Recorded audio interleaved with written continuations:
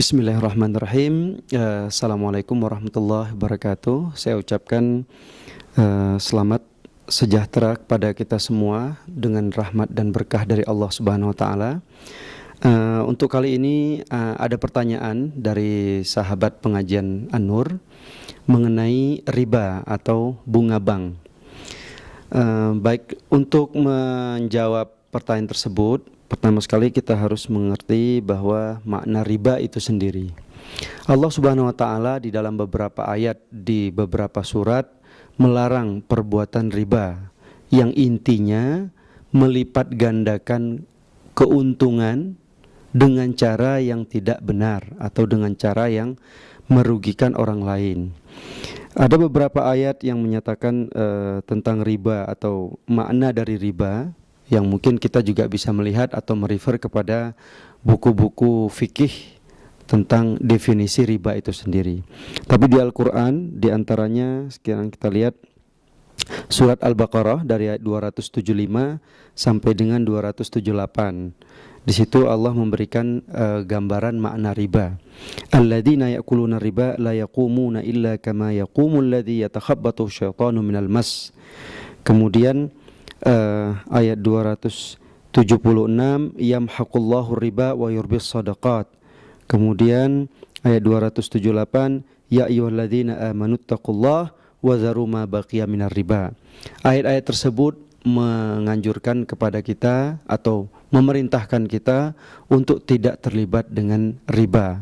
Jadi riba itu memberi pinjaman dengan sejumlah uang, kemudian mengharapkan balasannya dengan berlipat ganda, entah itu dengan persentase, berdasarkan hari dan lain sebagainya.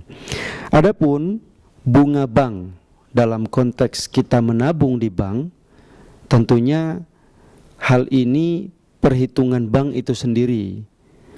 Kita yang menaruh uang di dalam bank, tentunya kita tidak bisa mengatakan, oh saya tidak mau bunganya. Tetapi bunga itu sudah diset oleh bank.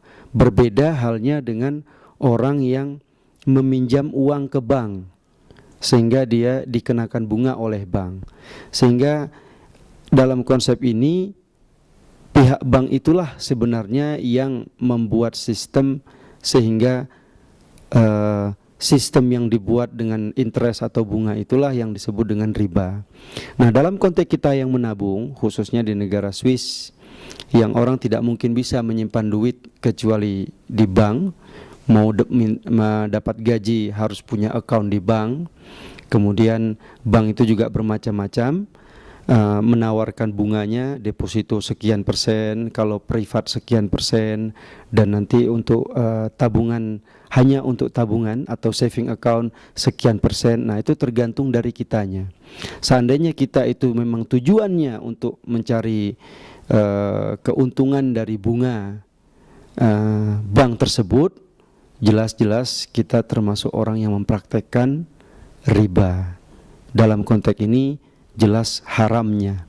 Tetapi apabila seandainya niat kita itu memang untuk membuka account karena memang tidak mungkin kita menyimpan duit kecuali di bank, tidak mungkin kita bisa menerima gaji dengan cash kecuali kita punya account di bank. Dalam konteks seperti ini dan tidak terbesit di hati kita untuk mencari keuntungan atau bunga bank tersebut, maka membuka account di bank ini tidak termasuk dalam kategori orang yang mempraktekkan riba. Bagaimana dengan bunga bank yang kita hasilkan?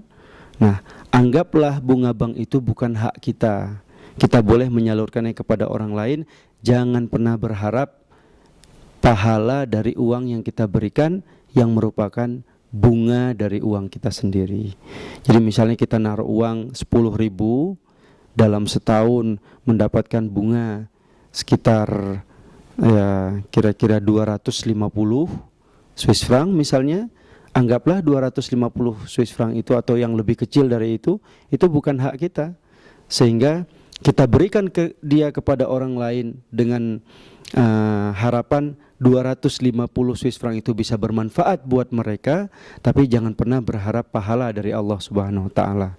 Karena dalam konteks ini kita dalam kondisi tidak bisa memilih.